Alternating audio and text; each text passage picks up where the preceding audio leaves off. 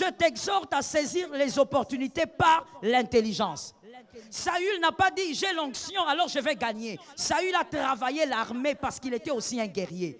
L'intelligence l'a amené à travailler. Je dis à une âme, les opportunités sont là, les opportunités vont venir, mais travaille par ton intelligence pour saisir les opportunités. Certaines personnes ont raté de saisir certaines opportunités parce qu'ils ont refusé de faire fonctionner l'intelligence.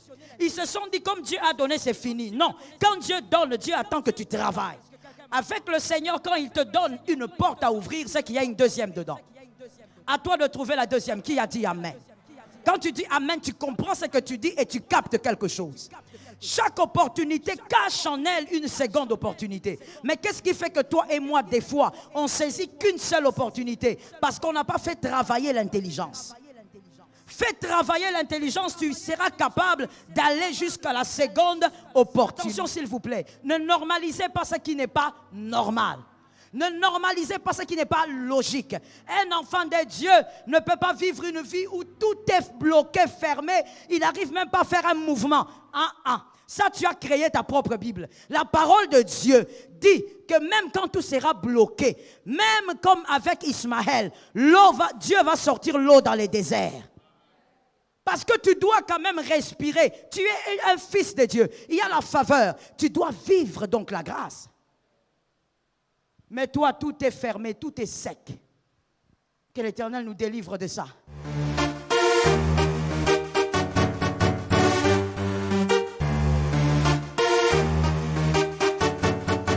Shalom bien-aimé dans le Seigneur Jésus-Christ.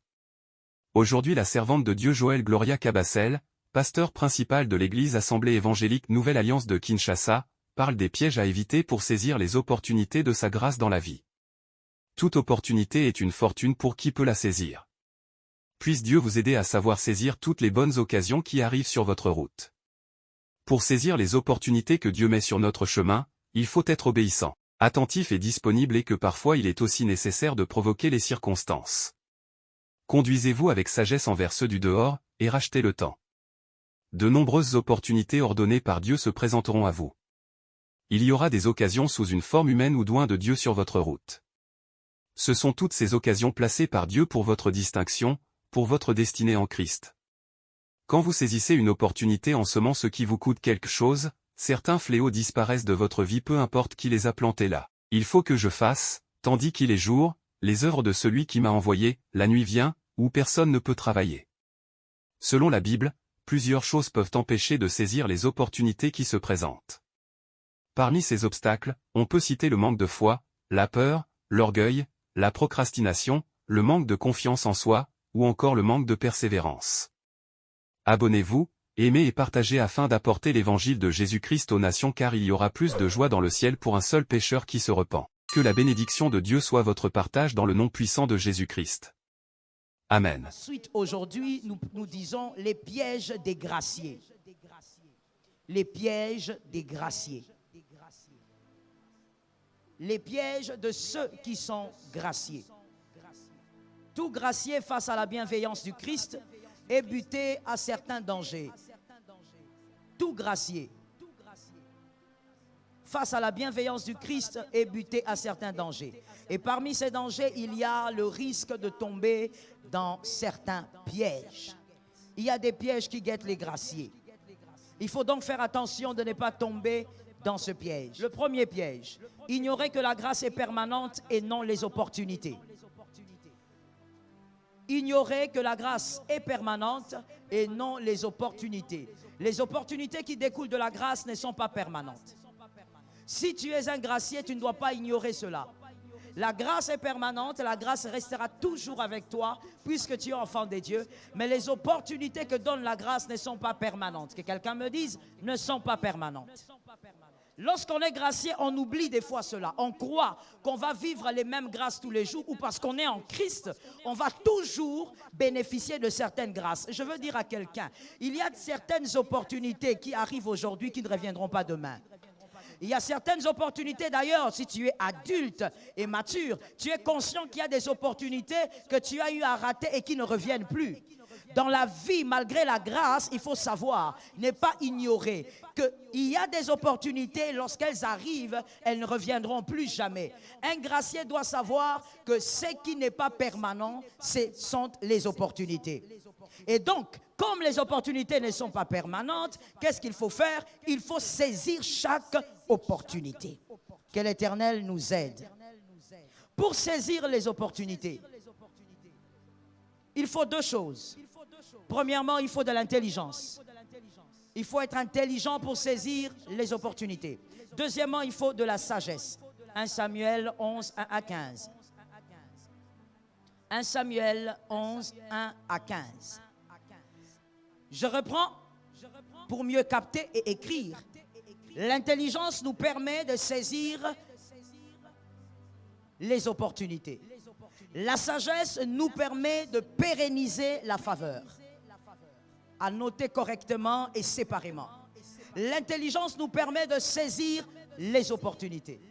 Et la sagesse nous permet de pérenniser la faveur. Dans 1 Samuel 11, 1 à 15, c'est l'histoire de Saül. L'histoire de Saül. Saül a été roi par grâce. Qui a dit amen? Non, qui a dit amen? Saül a été roi par grâce, c'est-à-dire qu'il ne le méritait forcément pas, mais il avait été choisi par le peuple et placé par Dieu. Saül a été choisi par grâce et donc, à cause de cette grâce, il a eu des opportunités de vaincre plusieurs batailles. Voici donc les opportunités, la grâce et les opportunités. Il a eu plusieurs opportunités de vaincre les batailles. Pourquoi? Parce qu'il avait reçu une grâce. Et Saül, comme un bon guerrier, a travaillé son armée pour qu'à chaque fois, il soit victorieux. Saül donc était intelligent, il a utilisé l'intelligence pour saisir les opportunités que la grâce lui accordait. Ça, c'est déjà une bonne chose. Face aux opportunités, fais travailler ton intelligence. C'est important. Un enfant de Dieu ne doit pas oublier qu'il a un cerveau. Un enfant de Dieu ne doit pas croire que l'onction remplace le cerveau. L'onction ne remplace pas le cerveau. Chaque chose a sa place. Il y a la place pour l'onction et il y a la place pour la tête. Il faut faire fonctionner ta tête lorsque les opportunités arrivent. Il ne faut pas croire que ce qui arrive ce matin arrivera forcément le soir. Il faut savoir saisir par l'intelligence. Tout enfant de Dieu ou tout grâce exhorte à saisir les opportunités par l'intelligence. Saül n'a pas dit j'ai l'onction alors je vais gagner. Saül a travaillé l'armée parce qu'il était aussi un guerrier. L'intelligence l'a amené à travailler. Je dis à une âme, les opportunités sont là, les opportunités vont venir, mais travaille par ton intelligence pour saisir les opportunités. Certaines personnes ont raté de saisir certaines opportunités parce qu'ils ont refusé de faire fonctionner l'intelligence. Ils se sont dit comme Dieu a donné, c'est fini. Non, quand Dieu donne, Dieu attend que tu travailles. C'est comme ça que Dieu a placé Adam et Ève dans le jardin parfait, le jardin d'Éden. Donc il n'y avait rien à faire, mais il dit à Adam, cultive et, j'espère que tu lis la Bible, cultive et garde le jardin. Mais pourquoi il faut cultiver alors que le jardin est parfait? Parce que tout ce que Dieu te donne, il veut que tu l'entretiennes par l'intelligence. Est-ce que quelqu'un entend? Tout ce que Dieu te donne, il veut que tu puisses le multiplier par l'intelligence. Que l'Éternel te l'accorde au nom de Jésus. L'intelligence donc te permet de saisir, comme Saül, il a saisi. Dans 1 Samuel 17, 26. 1 Samuel 17, 26. Comme Saül, David aussi avait compris qu'il faut saisir les opportunités par l'intelligence. Pourquoi? Écoutez-moi bien. Lorsqu'on est intelligent, c'est-à-dire on fait fonctionner ses neurones, on comprend que quand il y a une opportunité, on doit y mettre son intelligence pour saisir, pour travailler l'opportunité, parce que toute opportunité a la possibilité de vous introduire dans une seconde opportunité. Toute opportunité comporte en elle-même une autre porte. Toute opportunité qui vient vers vous peut vous guider vers une deuxième porte. Lorsque donc une première opportunité arrive, ne me dis pas que tu as saisi, tu as jubilé et que tu t'es arrêté là. Tu dois saisir, jubiler, mais ton intelligence doit t'amener à trouver la seconde porte qui se trouve dans la première. Est-ce que quelqu'un m'entend? Avec le Seigneur, quand il te donne une porte à ouvrir, c'est qu'il y a une deuxième dedans. À toi de trouver la deuxième. Qui a dit amen? Quand tu dis amen, tu comprends ce que tu dis et tu captes quelque chose. Chaque opportunité cache en elle une seconde opportunité. Mais qu'est-ce qui fait que toi et moi, des fois, on saisit qu'une seule opportunité? Parce qu'on n'a pas fait travailler l'intelligence. Fais travailler l'intelligence, tu seras capable d'aller jusqu'à la seconde opportunité. Des fois, il y a des hommes qui disent, Seigneur, je veux voir ta bénédiction. Dieu te bénit. Et tu dis, Seigneur, j'attends un autre. Et pourtant, la première bénédiction portait deux. Est-ce que quelqu'un me capte très bien? Dans les entrailles d'Isaac, il y a Ésaü et... Oh Lord. Dans les entrailles d'Isaac, il y a Ésaü et Jacob. Ce n'est pas à Abraham de donner naissance à Ésaü et Jacob. Abraham ne donne pas naissance aux jumeaux. Abraham donne naissance à un seul qui porte des jumeaux. L'opportunité viendra comme Isaac, mais il y a deux jumeaux. L'opportunité viendra comme Isaac, mais il y a...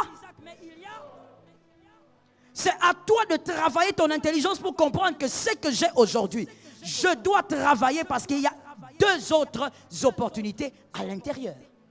Le problème, c'est que nous, souvent, enfants de Dieu, je dis bien nous tous, nous avons tendance à croire que quand Dieu donne une chose, c'est-à-dire commence à jubiler et c'est déjà fini. Et même quand tu reçois une prophétie, tu te dis, j'attends l'accomplissement. On n'attend pas l'accomplissement sans travailler. On n'attend pas l'accomplissement d'une prophétie sans travailler. Tu dois travailler ton intelligence pour saisir tout ce qu'une seule opportunité peut t'accorder. Est-ce que quelqu'un m'entend très bien? Que l'Éternel nous aide. Comme je disais dans 1 Samuel 17, 26, David dit aux hommes qui se trouvaient près de lui. David dit aux hommes qui se trouvaient près de lui. Que fera-t-on à celui qui tuera ce Philistin et qui ôtera l'opprobre des dessus d'Israël? Qui est donc ce Philistin, cet incirconcis, pour insulter l'armée du Dieu vivant? Parole du Seigneur. David vient pour tuer Goliath. Que quelqu'un me dise, on tue Goliath. C'est comme ça que toi tu tues Goliath. Que quelqu'un me dise, on tue Goliath. C'est comme ça que toi tu tues Goliath. Que quelqu'un me dise, on tue Goliath. David vient pour tuer Goliath. Il est sûr qu'il va tuer Goliath. Tuer Goliath est une opportunité. Qui a dit amen? Parce qu'à cause de cette chute, c'est-à-dire la chute de Goliath, David a été chanté. David a été célébré. Saül même est devenu jaloux parce qu'on a commencé à chanter David plus que le roi. Donc tuer Goliath seul, c'était déjà une grande opportunité. Mais David était tellement intelligent. Ce n'était pas seulement un homme d'onction, mais c'était aussi un homme intelligent. J'ai dit à quelqu'un au nom de Jésus, ne sois pas seulement une femme d'onction, sois aussi une femme intelligente. Ne sois pas seulement un homme d'onction, sois aussi un homme intelligent. David est venu, David a dit, ok, Goliath est une opportunité, mais dans cette opportunité, je peux avoir une autre. Et David pose la question, qu'est-ce qu'on donnera à celui qui tuera Goliath? En d'autres termes, qu'est-ce que j'aurai si j'attrape cette opportunité? Je vais avoir une deuxième opportunité derrière Goliath. Et qu'est-ce qu'on dit à David? Celui qui tue Goliath aura la femme, plutôt la fille de Saül. David dit, ok, donc je deviendrai le gendre du roi. Voilà l'opportunité que David va créer dans une première. À cause de l'intelligence, mon frère. Faire travailler l'intelligence va t'accorder ce que les hommes qui se trouvent autour du roi n'ont pas. Ça tombe sur toi. Les hommes qui étaient autour du roi avaient aussi des enfants. Mais personne n'avait épousé Milca, la fille de Saül. Qui a épousé Milca? C'est celui qui a su voir la deuxième opportunité dans la première opportunité. Par la grâce de Dieu, que l'Éternel t'aide à ouvrir ton intelligence. Que l'Éternel t'aide à utiliser ton intelligence. Derrière cette bénédiction, vois une autre. Est-ce que quelqu'un m'entend? Les fils de Dieu, nous avons tendance à nous limiter sur la première bénédiction. Et nous nous mettons à célébrer. Célébrer, ce n'est pas suffisant, il faut réfléchir. Il faut calculer, tu dis, bon voilà, j'ai une opportunité, on va m'engager dans telle banque. Maintenant, comment je peux faire pour que mon intelligence me donne plus que ça? I will say it. Écoute très bien. Tout ce que la grâce t'accorde comme opportunité. Voilà pourquoi nous n'avons pas tous les mêmes opportunités. Tout ce que la grâce t'accorde comme opportunité. En réalité, ton intelligence a la capacité de te donner le double. Celui qui a pris ça, c'est pour lui cette année. En réalité, ton intelligence, parce que Dieu donne à chacun une opportunité selon sa capacité aussi de la saisir. Dieu sait que tu es capable de prendre deux autres opportunités dans une seule. Est-ce que quelqu'un me capte? Voilà pourquoi quand tu vois une opportunité, ne dis pas seulement Dieu m'a béni. Dis, pose-toi la question comme David. Il y a une opportunité, mais qu'est-ce qu'il y a encore derrière? Parce que derrière, il y a toujours quelque chose. Que le Seigneur te soutienne.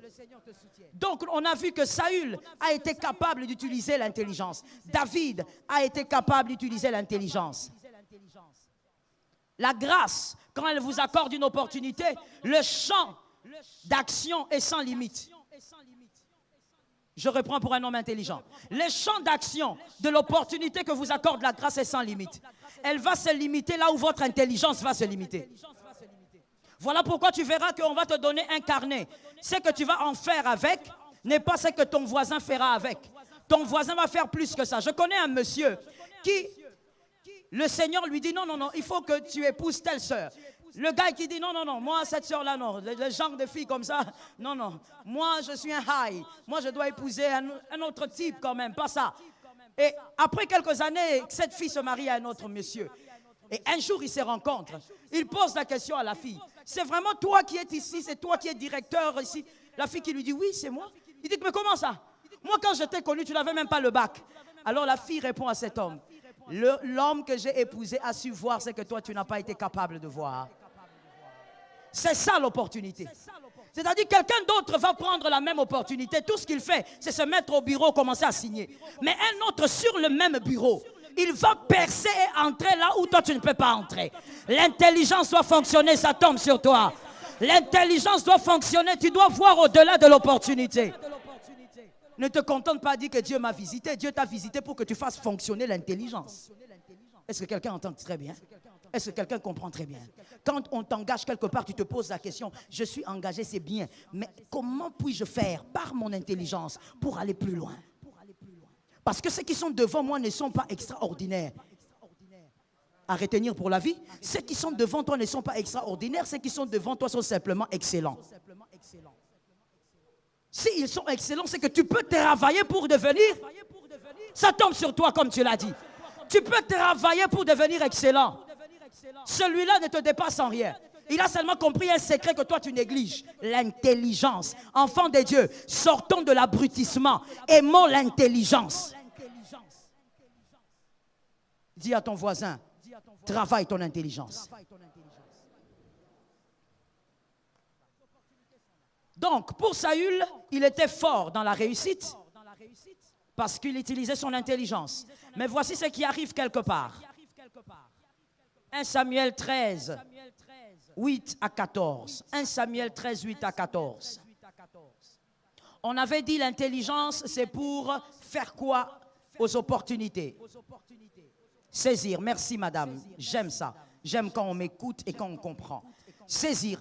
Et on a parlé aussi de la sagesse. Qu'est-ce que la sagesse fait? Merci beaucoup. La sagesse pérennise pas l'opportunité, mais les faveurs. La sagesse pérennise les faveurs. C'est donc la grâce qui vous place, vous accorde des opportunités, mais les faveurs permettront à ce que les opportunités viennent encore et encore. 1 Samuel 13, 8 à 14, Saül a bien commencé dans l'intelligence, mais il a péché par la sagesse. Saül n'a pas été capable de préserver la sagesse. Voilà ce qui se passe dans ce verset. Saül devait aller combattre avec son armée les Philistins. Il a attendu Samuel pendant 7 jours. Pourquoi? Parce que Samuel devait donner l'holocauste et le sacrifice d'action de grâce. Mais pendant qu'ils attendaient, ça fait 7 jours, les hommes qui étaient avec Saül se sont fatigués et commençaient à partir. Et Saül a eu peur de perdre les hommes. Saül qui n'était pas prophète, qui ne devait pas donner l'holocauste et l'action de grâce. Il va et il donne l'holocauste et il donne aussi l'offrande d'action de grâce. Quand Samuel arrive, Samuel lui dit, qu'est-ce que tu as fait? Pourquoi tu as fait ceci? Et Saül qui dit, j'avais peur, tu avais trop duré. Les hommes commençaient à me quitter. Écoute-moi très bien, celui qui t'a gracié, c'est Jésus. Ce ne sont pas les hommes qui t'ont gracié. Si les hommes te quittent, vérifie que Jésus soit là. Si Jésus n'est plus là, il faut paniquer. Mais si Jésus est toujours là, même s'il te quitte, reste là. Qui a dit 3 fois Amen? Écoutez la réponse de Samuel, ça m'a toujours traumatisé. Samuel dit à Saül, aujourd'hui, l'Éternel allait affermir ton trône. Mais là, l'Éternel s'est choisi quelqu'un d'autre. Si tu avais seulement attendu aujourd'hui, ton trône allait être pérennisé. Mais parce que tu n'as pas su être patient, je dis à quelqu'un, la patience donne toujours la victoire. Et la patience est l'une des armes que Dieu utilise pour forger les hommes grands. Un homme avec le Seigneur ne peut pas arriver au sommet sans patience. Dieu te fera attendre. Parce que la patience, c'est pour les grands esprits. Fais attention à l'impatience. Tu risques de tout perdre en un seul jour. Comme j'ai l'habitude de dire, ce jour-là, le prophète Samuel était venu parler. Mais aujourd'hui, peut-être que Dieu ne te dira pas. Il ne te dira pas les choses que tu as perdues à cause de l'impatience. Que l'Éternel te préserve. Et donc, qu'est-ce qui s'est passé? Saül a tout perdu. La faveur est partie. Quand vous lisez à partir de là, vous verrez que le royaume ou le pouvoir de Saül a commencé à aller vers le bas, à chuter. Pourquoi il n'y avait plus de faveur? Pourquoi il n'y avait pas de faveur? Saül avait manqué la sagesse. Quelle est la sagesse qu'il faut pour pérenniser la faveur? Il faut obéir à tout ce que Dieu t'a dit personnellement. Ça, c'est un. Chacun de nous, Dieu lui a dit des choses de manière personnelle. Des choses que tu ne dois jamais oublier. Tu dois obéir à ça. Deuxièmement, ce qui pérennise la faveur. La sagesse qui pérennise la faveur. Tu dois être capable de donner les dîmes, offrandes, aumônes. Respecter les principes spirituels. Sans ça, la faveur te part. La faveur te quitte. La faveur te lâche. Tu auras des opportunités aujourd'hui. Si tu ne saisis pas bien, l'opportunité s'en va.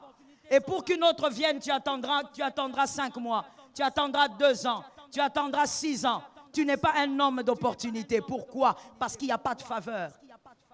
C'est la faveur qui permet à ce que les opportunités viennent comme la pluie.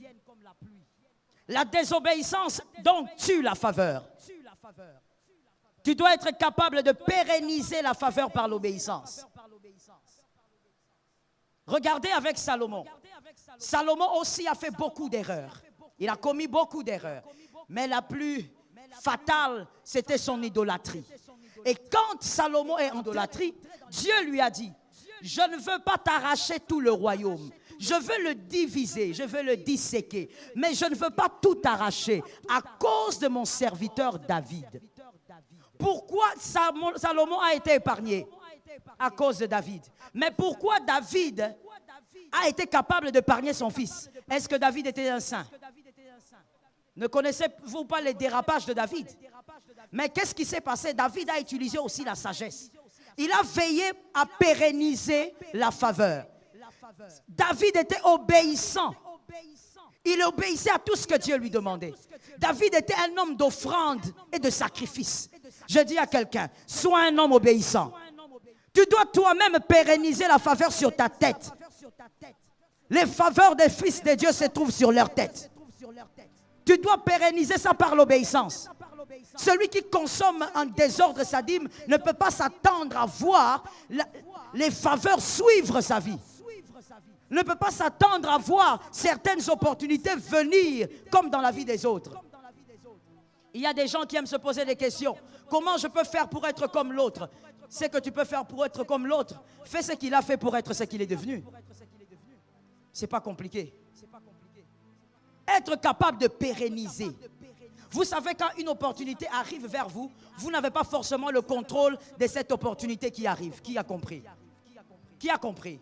C'est-à-dire que vous ne décidez pas que l'opportunité vient maintenant. Non, elle arrive par grâce. Mais il y a quelque chose que vous pouvez contrôler. Praise the Lord. Il y a quelque chose que vous pouvez surveiller. C'est la faveur. Tant que vous obéissez, la faveur restera avec vous. Je suis d'accord avec ton amen. La faveur va demeurer avec toi tant que tu obéis. Il n'y a pas de chemin pour pérenniser la faveur. Obéis à ce que Dieu t'a dit dans le secret. Obéis à ce que Dieu t'a dit en cachette. Oh my God. Obéis à ce que Dieu t'a dit quand tu étais en prière. Obéis à ce que Dieu a placé comme principe. Les dîmes, les offrandes, les actions de grâce, les aumônes des pauvres ne se mangent pas. Tu te maudis toi-même. Tu n'auras pas de faveur. Tu viendras avec ta tête, on va mettre les mains, il n'y aura rien. Parce qu'il y a autre chose qui pérennise la faveur. Les gens pensent que donner l'offrande, la dîme, les actions de grâce, l'aumône à un pauvre, à l'orphelin, c'est qu'on se dépouille. Dieu n'a pas besoin de te dépouiller, c'est lui qui t'habille. Ça tombe sur toi. Dieu n'a pas besoin de te dépouiller, c'est lui qui rend riche. L'or et l'argent appartiennent à Dieu. Il n'a pas l'intérêt à chercher tes $200, tes $4000. C'est rien pour lui. C'est pour toi-même qu'il te demande de faire ça. La faveur ne vient pas avec l'imposition des mains. La faveur vient par l'obéissance des principes. Que quelqu'un me dise obéissance des principes. J'ai l'impression que le sorcier de ta famille t'empêche de dire amen. Je dis que quelqu'un dise amen. Tu dis amen et tu sors de cette condamnation. Tu dis amen, que Dieu pardonne toutes les fois où tu as consommé la dîme. Tu es en train de te sécher toi-même. Ce que tu ne sais pas, c'est ça. Ce que tu fais en cachette, tu te sèches toi-même. Il y a des levels que tu n'arriveras jamais. Tu seras toujours là en train de regarder les autres, témoigner, monter. Mais toi, tu es toujours à $200, $300. Tu te limites là. Et toi, dans ton monde, tu crois que c'est beaucoup. Vous savez, quand on a la cécité, quand on est aveugle, on est incapable de voir, même quand on est dans un trou. Ce que Dieu veut te donner, c'est plus grand que ce que tu caches. C'est pour ta propre faveur que tu dois obéir aux principes. Que le Seigneur t'aide à obéir aux principes. Comme je le disais, les opportunités ne sont pas pérennes, mais la faveur peut faire revenir plusieurs opportunités. Voici quand un homme de faveur est rempli de grâce, comme les fils d'Israël.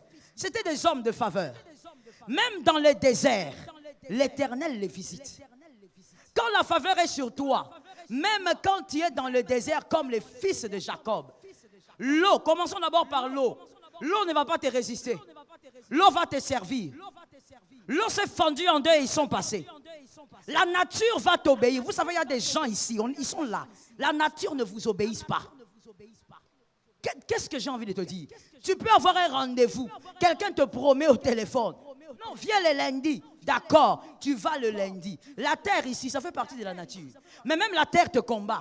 Quand tu arrives à ces rendez-vous-là, on te fait poireauter pendant, je ne sais pas, 12 heures. Et après les 12 heures, on te dit, il n'est pas disponible. Ou après les 12 heures, le gars te dit, bon, aujourd'hui, vraiment, je n'ai rien à faire pour toi. Comment est-ce que la nature peut être contre toi comme ça? La Bible dit, là où tu foules la plante de tes pieds, l'Éternel te le donne. Donc quand je vais chercher un travail et que je foule la plante de mes pieds, l'Éternel va m'accorder des opportunités. Mais comment toi, la nature te combat? Il n'y a pas de faveur sur ta tête. Tu as tellement vécu dans la désobéissance que la nature te combat. La faveur est partie. Tu cherches les opportunités alors qu'un fils de Dieu ne les cherche pas. Il vit seulement dans l'obéissance et il les subit. Dis à ton voisin, ça doit changer. Est-ce que tu lui as dit? Regarde ce qui se passe avec Joseph. Les hommes de faveur. Joseph, on le chasse Potiphar. Il est triste parce qu'il n'a rien fait. Un problème se crée. Joseph va en prison. Mais écoutez quelque chose. Chez Potiphar, il y a une phrase qui est dite là, quand vous lisez. On dit que dans la maison de Potiphar, Potiphar avait dit, rien ne se ferait dans ma maison sans que ça ne passe par toi. Joseph possédait tout sauf la femme de Potiphar. Joseph va en prison. Il est innocent. Mais arrivé là, le chef de la prison regarde Joseph, un étranger, alors que ses frères égyptiens sont là. Il dit à Joseph, c'est toi qui vas surveiller toute la prison.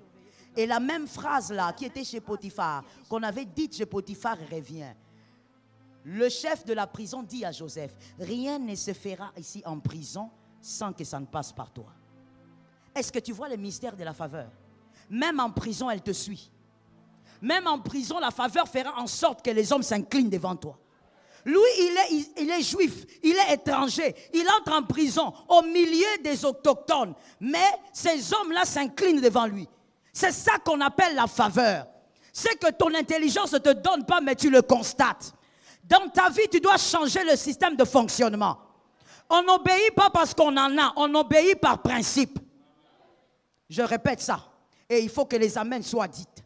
On n'obéit pas parce qu'on en a, on obéit par principe. C'est-à-dire que si j'ai l'argent maintenant et que tout cet argent, quand je donne dîme, action de grâce, c'est terminé, je vais quand même le faire parce que ça va m'apporter des faveurs. La faveur t'apporte plus que l'argent. La faveur, c'est au-delà de l'argent, madame. La faveur, c'est au-delà des biens. La faveur vous donne une position. Là où aucun homme ne peut vous positionner. Que l'Éternel vous fasse grâce. En sortant de ces cultes, tu dois comprendre que tu dois arrêter d'avoir une vie sans faveur. Que Jésus nous aide. Un chrétien sans faveur est un chrétien sans saveur. Ça, c'est clair. C'est un chrétien sans saveur. Il n'y a rien du tout sur lui. Tu n'attires pas les païens ne cherchent pas ton Dieu.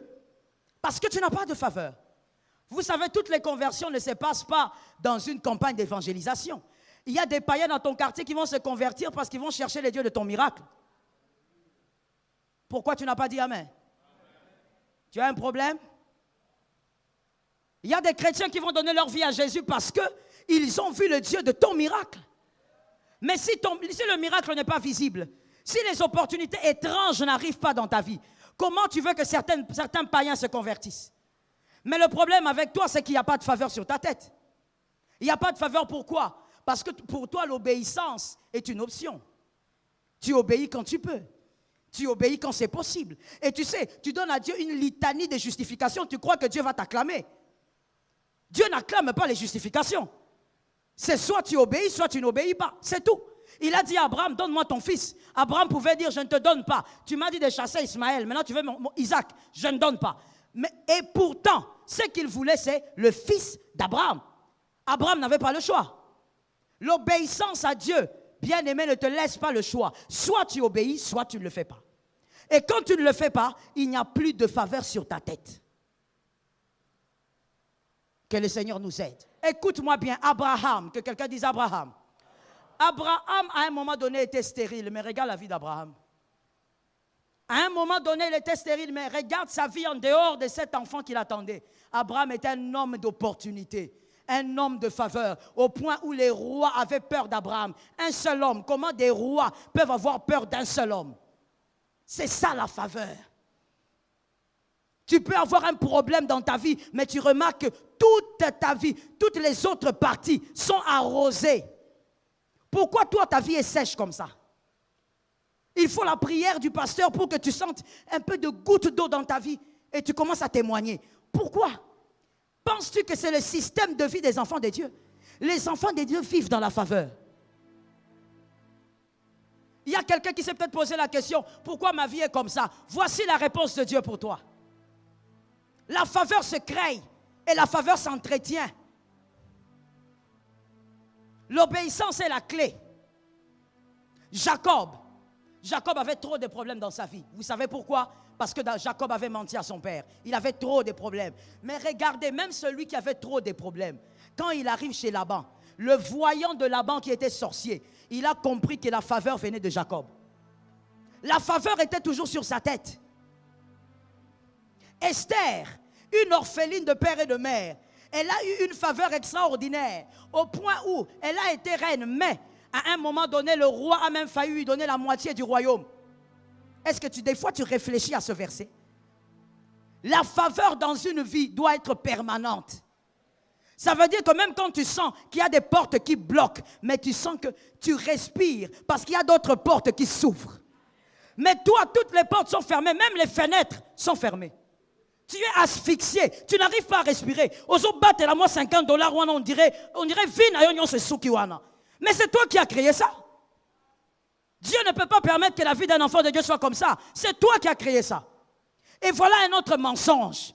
Je t'ai dit que tu n'aimes pas cette prêche, mais je vais la donner. Voilà un autre mensonge. Tu t'es créé un mensonge. Tu t'es dit, ce sont les épreuves. Tu t'es dit, je traverse les déserts. Frère, dans les déserts, les enfants d'Israël ont bu l'eau du rocher. Non seulement une faveur, mais une faveur miracle. Que quelqu'un me dise miracle. Que quelqu'un me dise miracle.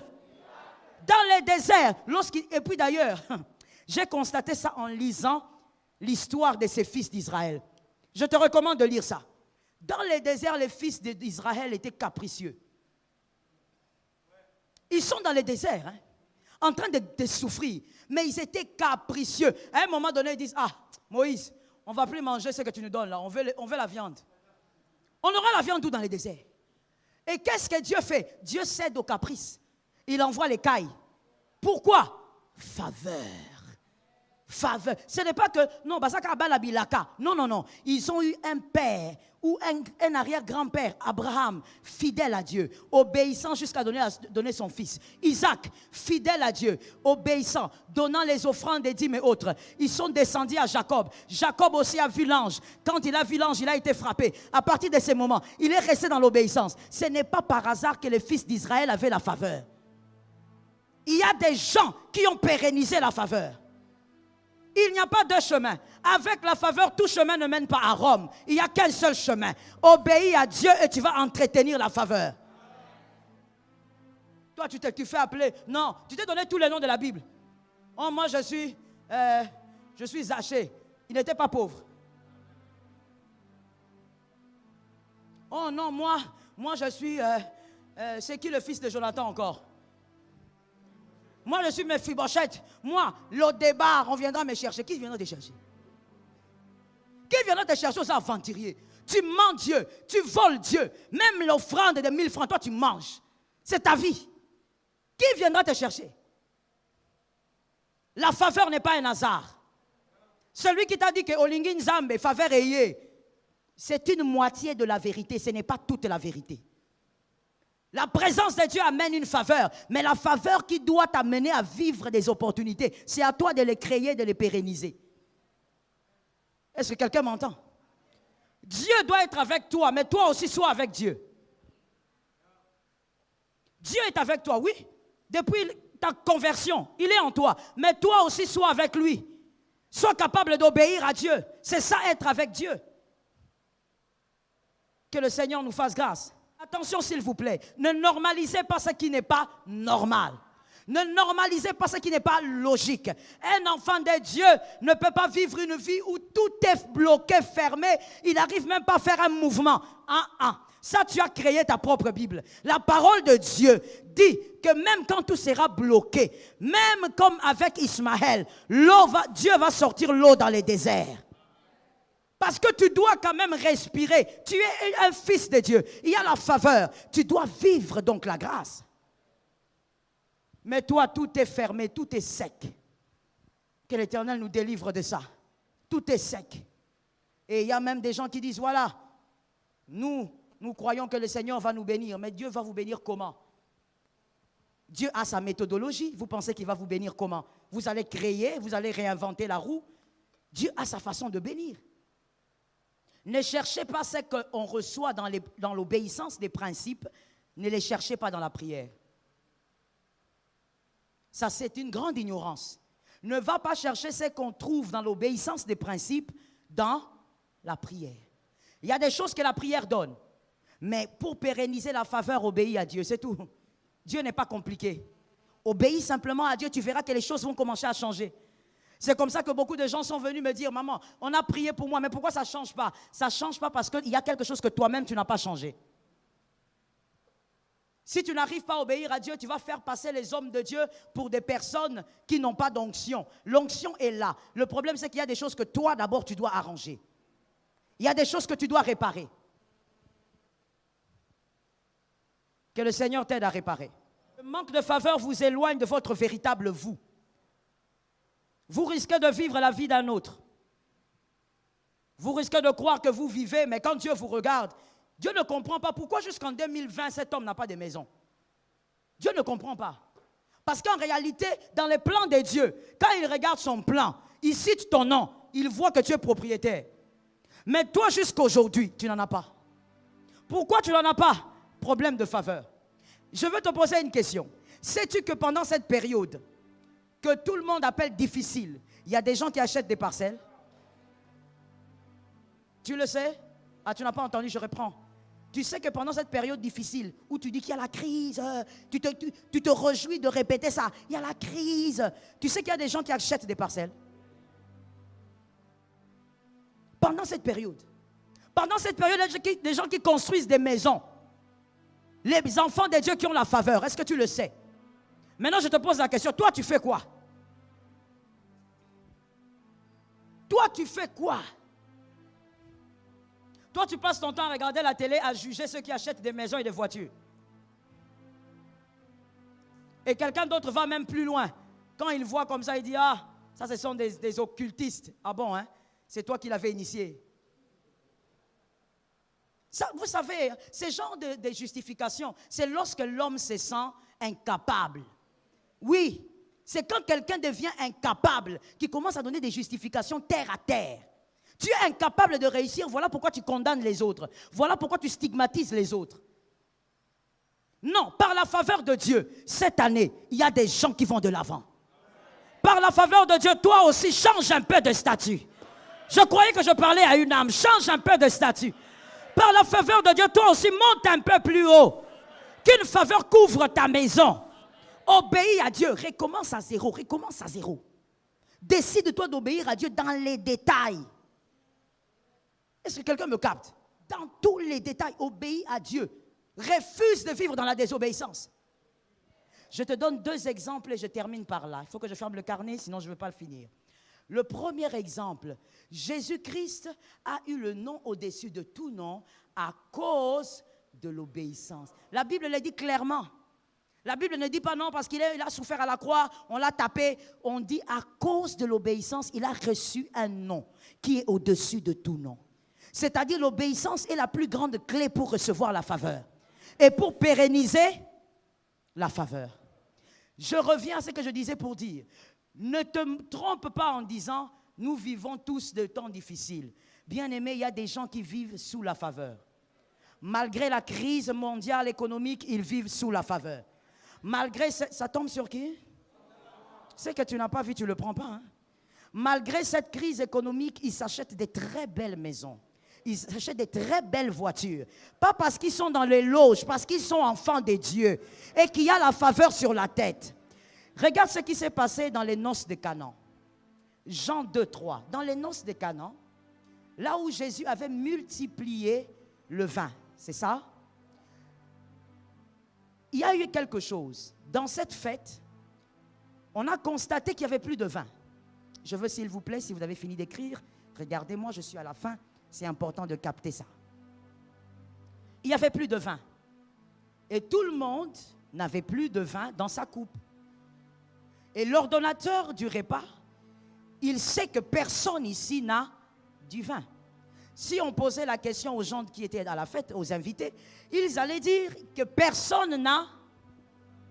Merci. Est-ce que tu peux le dire fort pour celui qui est derrière toi? Personne n'a le vin. Parce que apparemment, notez ça bien, apparemment, personne n'avait du vin. Mais au milieu de ceux qui avaient des coupes vides, Jésus était là. La coupe de Jésus aussi était vide. Mais Jésus n'était pas sans vin. Parce qu'il était capable de produire le vin par la parole. Donc au milieu des gens qui disaient on n'a pas de vin, il y avait quelqu'un qui en avait, mais sa coupe aussi était vide. C'est-à-dire que les apparences ne te trompent pas. Ne te console pas à cause des apparences. Non, quand j'ai vu le frère Léonel, là, nous tous seulement, nous traversons la même chose. J'ai vu aussi la sœur Juliette. Nous tous, nous traversons la même chose. Les apparences te trompent. La faveur sur la tête parle. Ce que la faveur fait dans sa vie, tu ne le sais pas. Cherche la faveur de Dieu dans l'obéissance. Et l'Éternel changera ta destinée. Que l'Éternel te bénisse. Et qu'il bénisse sa parole. Shalom bien-aimés dans le Seigneur Jésus-Christ. J'espère que vous avez aimé cette vidéo. Abonnez-vous et partagez pour porter l'évangile de Jésus-Christ aux nations, car il y aura plus de joie dans le ciel pour un seul pécheur qui se repent. Merci de faire partie de notre famille Wonderful Jésus-Christ.